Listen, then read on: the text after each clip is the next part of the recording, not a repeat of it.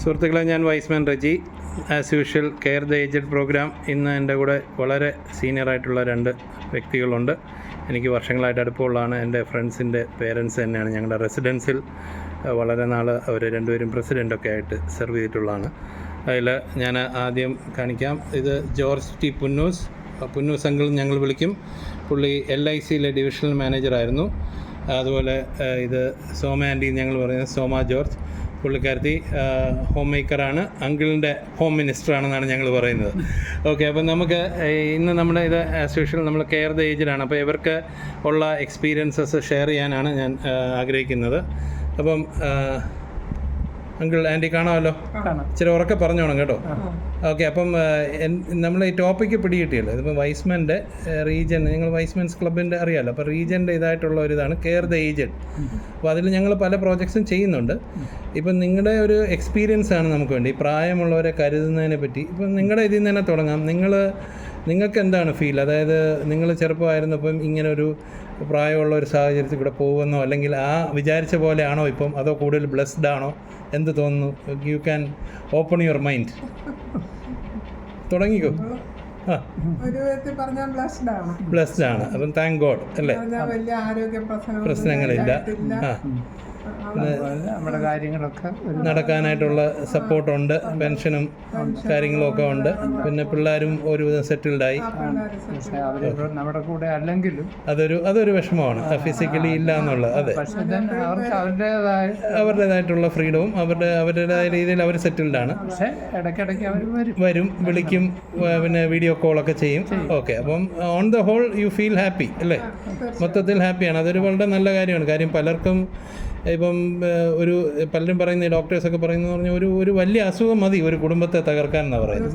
അപ്പോൾ എന്താണെന്ന് കണ്ടുപിടിക്കാൻ പറ്റാതെ, അല്ലെങ്കിൽ പ്രൊലോങ്ഡ് ആയിട്ടുള്ള ട്രീറ്റ്മെൻറ്റ്, സർജറി, ദൈവം സഹായിച്ച് നമുക്ക് ഇതുവരെ ഒന്നും വന്നില്ല. ഇനിയുള്ള ശിഷ്ടകാലവും നല്ലതായിട്ട് പോകട്ടെ എന്ന് ആശംസിക്കുന്നു. അപ്പം അതെ, അപ്പോൾ ഇങ്ങനെയുള്ള ഒരു തിരിച്ചുള്ള അനുഭവം പരിചയത്തിൽ, ആരുടെയും പേരൊന്നും പറയണ്ട, പക്ഷേ പരിചയത്തിൽ അങ്ങനെ ആർക്കെങ്കിലും ഉണ്ടായിട്ട് തോന്നിയിട്ടുണ്ട്. അതായത് നല്ല രീതിയിൽ ജീവിച്ചു വന്നു, പ്രായമായപ്പം അവർക്ക് എന്തെങ്കിലും കൊണ്ട് അസുഖം കൊണ്ടോ, അല്ലെങ്കിൽ പിള്ളേർക്ക് ആ ഒരു സാഹചര്യം ഇല്ല സപ്പോർട്ട് ചെയ്യാൻ, അല്ലെങ്കിൽ മനഃപൂർവ്വം സപ്പോർട്ട് ചെയ്യുന്നില്ല. പലതും നമ്മൾ വായിക്കുന്നുണ്ടല്ലോ, പത്രത്തിലൊക്കെ TV-യിലൊക്കെ കാണുന്നുണ്ട്. സ്വത്ത് കിട്ടിയതിന് ശേഷം വീട്ടിൽ നിന്ന് അടിച്ചിറക്കുന്നു എന്നൊക്കെ പറഞ്ഞുള്ള. അപ്പോൾ അങ്ങനത്തെ എന്തെങ്കിലും ഒരു വിഷമകരമായ ഇൻസിഡൻസ് വല്ലതും നിങ്ങളുടെ ലൈഫിൽ വളരെ അടുപ്പമുള്ളവരിൽ നിന്ന് വല്ലതും കേട്ടിട്ടുണ്ടോ? ഒന്നുമില്ല. നമ്മുടെ ആ ഒരു കൾച്ചറും ആ ഒരു രീതിയും വെച്ച് അങ്ങനെ പ്രശ്നങ്ങളില്ല. നല്ല കാര്യം. അപ്പോൾ നിങ്ങളുടെ ഒരു ചെറുപ്പത്തിലെ, ഇപ്പം നിങ്ങളുടെയൊക്കെ ചെറുപ്പത്തിൽ, ഞാൻ എൻ്റെ പേരൻസൊക്കെ പറഞ്ഞു കേട്ടിട്ടുണ്ട്, ഒന്നും ഇല്ലെങ്കിലും എല്ലാം ഒരു കപ്പ് ചോറേ ഉള്ളെങ്കിലും എല്ലാവരും കൂടെ ഷെയർ ചെയ്ത് കഴിക്കുമ്പം 5-6 മക്കളുള്ള ഫാമിലി എല്ലാവരും ഷെയർ ചെയ്ത് കഴിക്കുമ്പോൾ ഭയങ്കര സന്തോഷമായിരുന്നു. അപ്പോൾ അവിടുന്ന് ഇവർ ആ ഒരു രീതിയിൽ പേരൻസിനെ നോക്കി, അല്ലെങ്കിൽ അപ്പച്ചനെ അമ്മച്ചിയെ ഒത്തിരി ടേക്ക് കെയർ ചെയ്യുകയും, അപ്പോൾ ആ ഒരു കൾച്ചറിൽ നിന്നാണ് നമ്മളൊക്കെ, അല്ലെങ്കിൽ നിങ്ങളൊക്കെ അറ്റ്ലീസ്റ്റ്, ഞങ്ങളുടെയൊക്കെ അടുത്തോട്ട് വന്നപ്പോൾ അത് ഇച്ചിരി ഒന്ന് കുറഞ്ഞിട്ടുണ്ട്. ഇനി അടുത്ത തലമുറയിലെത്തുമ്പോൾ പിന്നെയും കുറഞ്ഞു പോവുക.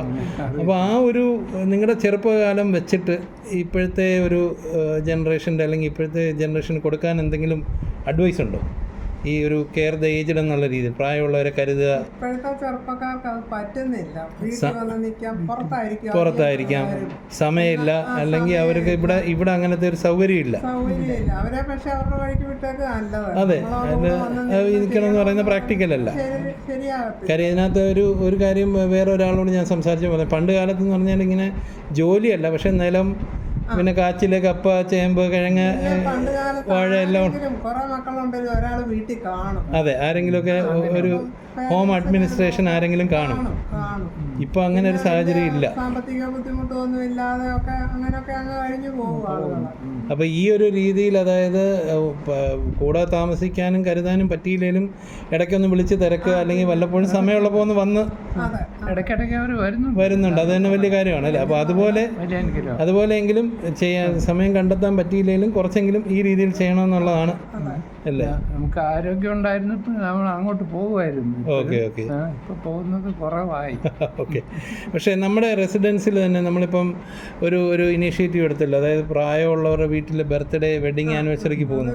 അതിനെപ്പറ്റി നിങ്ങളുടെ അഭിപ്രായം എന്താ? അതൊരു നിങ്ങൾക്കൊരു സന്തോഷമാണ് അല്ലേ? കൂടെ ഉള്ളവരെ അന്നേരം ഈ അസുഖമാണെങ്കിലും കുറേ പേരൊക്കെ നടന്ന് വന്ന് വല്ലപ്പോഴും ഒന്ന് കാണുന്നു, അങ്ങോട്ടും ഇങ്ങോട്ടും വിഷ് ചെയ്യുന്നു, ഒരു പാട്ട് പാടുന്നു, ഒരു കേക്ക് തിന്നുന്നു. ഓക്കെ, അപ്പോൾ അത് വേണമെങ്കിൽ നമുക്ക് ഇവരുടെ ഓഫീസിൽ നിന്നും വരും.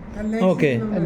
വരുന്നു. അപ്പോൾ അത് വേണമെങ്കിൽ നമുക്ക് വേണമെങ്കിൽ ഒരു സൊസൈറ്റിയോട് പറയാവുന്നതാണ് അല്ലേ? എല്ലായിടത്തും റെസിഡൻസും ഒക്കെ ഉള്ളിടത്ത് അങ്ങനെ ചെയ്യുന്നുണ്ടാവുമെന്ന് എനിക്ക് തോന്നുന്നില്ല. ഇല്ല, വേറെ പുറത്തും ഇല്ല. ഇല്ല, അത് ശരിക്കും ഒരു മാനസികമായിട്ട് മിക്കവാറും ഉള്ള കോളനി വയസ്സർ മാത്രമേ ഉള്ളൂ. നിങ്ങളെ പോലുള്ള ഉള്ളൊരു അല്ല, ഞങ്ങളൊക്കെ വയസ്സായി തുടങ്ങി, എല്ലാം നരച്ചു. കൊച്ചുമക്കളുണ്ടല്ലോ ഇവിടെ. അതെ, കുറച്ചുകൂടെ പിള്ളേരുണ്ട്, ഒരു അനക്കമുണ്ട് ഇവിടെ, അത് ശരിയാ. അപ്പം അതാണ് ഉദ്ദേശിക്കുന്നത്. അപ്പം നമ്മൾ അറ്റ്ലീസ്റ്റ് കരുതുക എന്ന് പറയുമ്പോൾ പേരൻസിനെ മാത്രമല്ല, കെയർ ദ ഏജ്ഡ് എന്നല്ല, പ്രായമുള്ള എല്ലാവരെയും എന്ത് രീതിയിൽ വേണേലും ആകാം. ഓക്കെ, അപ്പം ഇതൊരു നല്ലൊരു സജഷനാണ് നമുക്ക് കൊടുക്കാൻ അല്ലേ? നമ്മുടെ റെസിഡൻസിൻ്റെ വിവേകാനന്ദ നഗറിൻ്റെ ഒരു ഫൈൻഡിങ് ആണ്.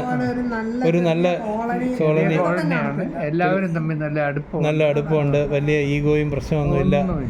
അപ്പോൾ കഴിവതും മക്കളുമായിട്ടൊക്കെ പേരൻസിനെ ഒന്ന് വിസിറ്റ് ചെയ്യുക.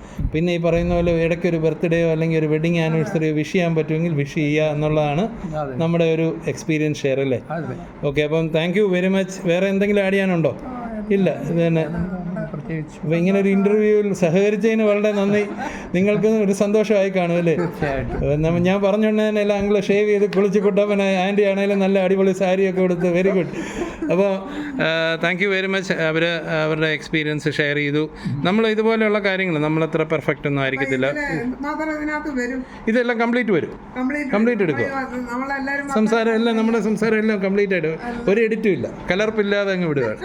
അപ്പോൾ നമ്മുടെ ഇതുപോലെയുള്ള ഈ പറഞ്ഞ പോലെ ഞങ്ങളുടെ റെസിഡൻസി ചെയ്യുന്ന പോലെയുള്ള കാര്യങ്ങൾ നിങ്ങൾ എവിടെയൊക്കെ ചെയ്താൽ അവർക്കൊന്നും വലിയ വസ്ത്രങ്ങളോ വലിയ ഭക്ഷണങ്ങളോ എങ്ങും കൊണ്ടുപോകുമെന്നല്ല വേണ്ടിയത്. അവരുമായിട്ട് സമയം സ്പെൻഡ് ചെയ്യുക, അവർക്ക് വേണ്ടി കുറച്ച് സമയം മാറ്റി വയ്ക്കുക, സമയം ഇല്ലാത്തപ്പോഴും കുറച്ച് സമയം കണ്ടെത്തുക.